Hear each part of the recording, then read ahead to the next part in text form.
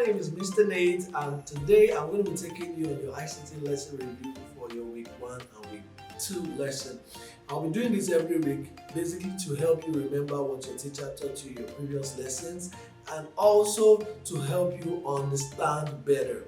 I'll be doing this on this YouTube channel every weekend. So please follow us on YouTube, and this lesson is for those of us in grade 6, and the topic is computer organization and personnel. That is what we did in our week 1 and week 2 lesson. Now, what do we mean by computer organization and personnel? But before we even talk about that, let's look at the lesson objective or the learning objective. Now, at the end of this lesson, pupils should be able to, at the end of this lesson, you should be able to state the function of the computer organization. You should be able to identify computer personnel. You should be able to explain how computers are put to use in different sectors. For instance, the educational sector, how we use the computer system in school, how computer system is used in the banks, how advertisement agency use the computer system, how we use computer system for communication. You would also learn about expert system, and then you would also learn how expert system work. Without wasting much time, let's quickly move to our lesson. Now, what are computer organizations and personnel? Computer organizations are companies that focus on building technology, that contribute to technology, and there are several companies like that. Number one, HP is a computer organization or is a tech organization, and what they do basically is to build laptop computers, desktop computers, printers that we use today. Microsoft is also a computer organization or a tech organization because they build most of the some of the computer applications that we use, like our Microsoft Word, Microsoft PowerPoint, Microsoft Excel, Windows. And Microsoft did a great work during the COVID. They came up with Microsoft Teams that helped with online lesson. Now, aside Microsoft Word, there are other organizations too, like Google. Google has so many applications that has helped the world of tech, like Google Meet, like Google Classroom, like Google Mail, there's so many Google applications. Aside from Google, we have different other companies, different other computer organizations that are contributing to the world of tech. In-depth computers and communication service is also a tech organization or a computer establishment or a computer company that helps with training children on how to use the computer system. So when we say computer organization, we're talking about computer organizations or organizations that contribute to the development of technology. Now, when we now talk about computer personnel or human, we're talking about those that are trained or those people that uses the computer system to do different things, and we have different professionals that are contributing to the tech world. For instance, we have computer engineers. Now, computer engineers basically are those that repair the computer system, either software. We have software engineers, we have hardware engineers. Hardware engineers are the ones that repairs the physical part of the computer system. Software engineers are those that create softwares and then fix problems, software problems basically. And then we have web designers. Web designers are those that create websites. I know some of you will want to ask, what's a website? Now, websites is an information space on the internet that helps you to do a lot of things. So for instance, right here where I am seated, if I want to buy a sneakers or I want to buy a computer system, I don't want to go to the market, I can use a website, and there are several websites. I can use www.gg.com.ng. I could use www.jumia.com. I could use everything. I can use Amazon. All I just need to do is to go to their platform, check what they have, look at what I want, place an order, and then in a few days they will deliver my stuff to me. So a website is just like that, and there are people that are responsible for building these websites. We have network engineers. Network engineers are those that create network system. For instance, before now there was nothing like a mobile phone. So if I want to make a call or if I want to talk to somebody, I need to write a letter.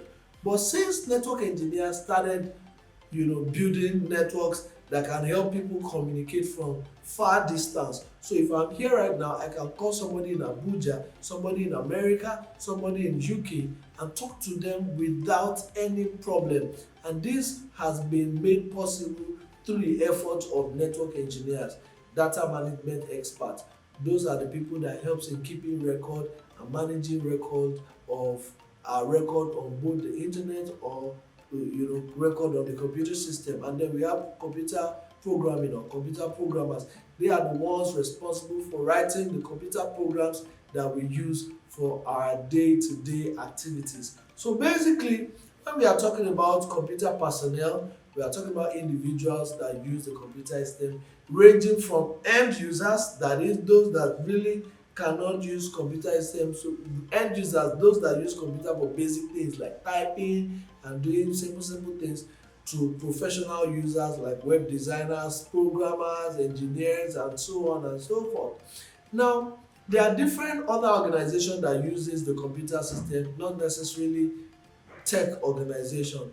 And some of the organizations include school organizations. A lot of schools or most schools cannot do without the computer system, because we use the computer system to type exam questions, we use computer system to type letters to parents, we use computer system to prepare a financial record, and so many other things.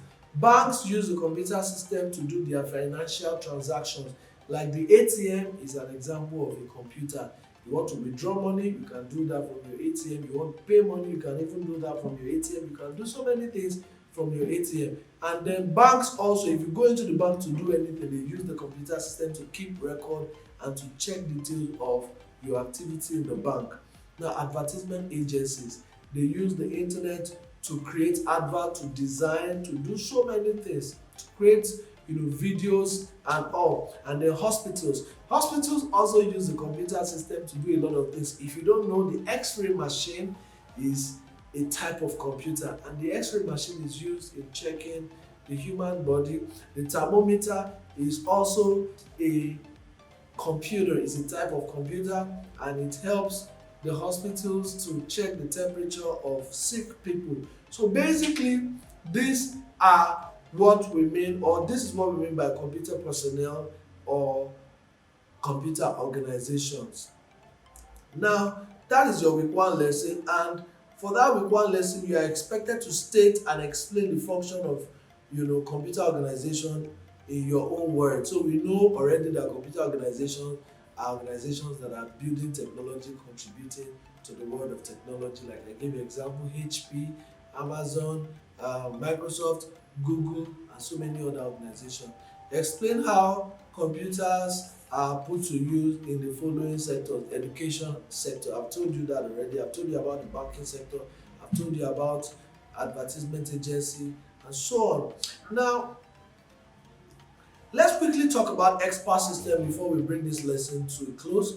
Now, expert system simply means machines and computer programs that helps to enhance human effort or reduce the human effort on things. So basically, expert system helps human beings. They are machines or technology that help human beings. For instance, if I want to make a call, if I want to talk to my uncle that is not around me, before expert system came into existence, I would only be able to write letter to my uncle using my pen and paper. And if I do that, it can take months, several months, before my uncle receives this letter. But since the advent of expert system, I can easily pick an expert system and call my uncle from Abuja, and then within a few minutes we have finished discussing. Who can guess which expert system that is? You know that already. That is a cell phone. So that tells you that a cell phone is an expert system for communication. Another expert system is a car. For instance, before now, if I want to travel to a very far place, it's either I am trekking or I am using an animal like a horse or a donkey and all of that. But how effective can that really, how far can a donkey go? How far can I trek? But because of the advent of technology, the cars have been developed or vehicles have been developed which can help me travel to Abuja in 12 hours, or if I even want to fly using the airplane, I can get to Abuja within an hour. That is also an expert system. For instance, you also have a fan. A fan is also an expert system because before now, in the olden days, some villages, their king, they would usually get their servant to use big leaf to fan them like this. But because of technology, we now have fans that can fan you for as long as possible. So many examples of expert system, you can name them on and on and on, but from the few examples that I've given you, I'm sure you know what expert systems are. And then Microsoft Word is also an expert system. Without Microsoft Word, if I want to write anything, all of these things you can see on my screen, I would only have to start using my pen to write it. If I don't have the fine handwriting, it won't come out this nice. But because of Microsoft Word, I can easily type this neatly. I can change it to whatever I want or however I want. I can add colors, I can add so many things. But what are the advantages of expert system? Yes, I've told you already that expert system makes work easy for man. It improves the effort of man. You don't have to go through much stress doing anything because there are expert systems that can help you to do all of that. Expert system also helps human beings to get things done faster. Another good thing about expert system is that they can multitask. For instance, your cell phone, you can use it to send text messages, you can use it to listen to music, you can use it to play game, you can use it to call, you can use it to go to TikTok, you can use it to go to Facebook, you can use your cell phone for several things. That is an example of that is a good example, that is a good advantage of an expert system because it can multitask. But let's talk about the disadvantage of expert system. One of the disadvantages of expert system is that expert system causes unemployment.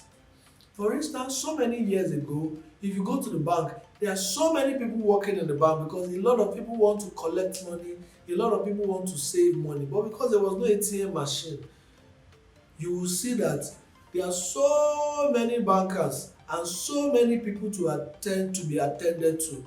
But through technology, when ATM machine came into existence, the bank had to stop a lot of people from working in the bank because they could no longer afford to pay as much salaries as they will if there is ATM machine that can do the job. So the ATM machine had to replace some workers in the bank. So you can see that the ATM machine has actually caused a lot of unemployment. Another disadvantage of expert system is that they lack common sense. They don't think like humans. For instance, if you are trying to call your uncle, okay, let me continue to use that example. So I pick my phone, I call my uncle, and then I am done talking to my uncle, then I forgot to hang up, and I kept the phone in my pocket. If my uncle doesn't know that I didn't hang up, my uncle will just leave it reading. He would not also know, and then I will waste all my money. The computer will not have common sense to just say, Mr. Nate has finished making his call, let me hang up for Mr. Nate. So that's one of the reasons why I said they lack common sense. Another reasons why I can say they lack common sense is, for instance, if you are in a room and you are using your AC, your AC will usually make the room very cold, and then you are sleeping at night. Then the room is already very cold and cozy, but because you are far asleep, you really could not wake up or you didn't know, and it's already affecting your health. The AC will not have the common sense to say, okay, Mr. Nate is already feeling too cold, let me just switch off myself. The AC would not do that.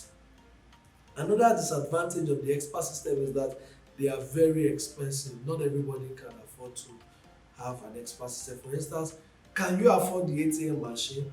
No. How many people can afford a car? Not so many people, but a lot of people can afford a car, so it's expensive. And then the maintenance cost is also high. So basically, those are the things that we need to know. And we are talking about all of this just for you to, just as an eye opener for you. If you want to choose a career in tech, I have talked about several careers in technology where you can choose from and then develop yourself. And one good thing about technology is that you can become whatever you want to become right now. You don't have to even finish the university education before you become a great, a tech giant.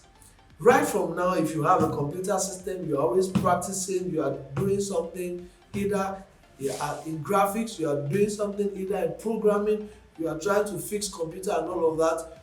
While you are in school, you can start helping your family members, you can start helping your friends to solve problems, you can start helping people around you. So technology is one area of life, or technology is a career that can be developed even as a child. So all of this that I'm talking about, expert system, computer personnel, computer organization, is basically to tell you that it's a career path that you can start developing even right now from primary school. I hope that all of these things that I've said today has helped you to remember most of the things that your teacher has taught you at the course of the week. After this video, I'm going to be dropping a quizzes link. It has some activities that I want you to practice. And then after that, I believe that you will be confident enough when your teacher asks you in your next class to do a recap or to remind him or her of what you learned in your last class. I hope you enjoyed this class, and I'd like to see you in our next class.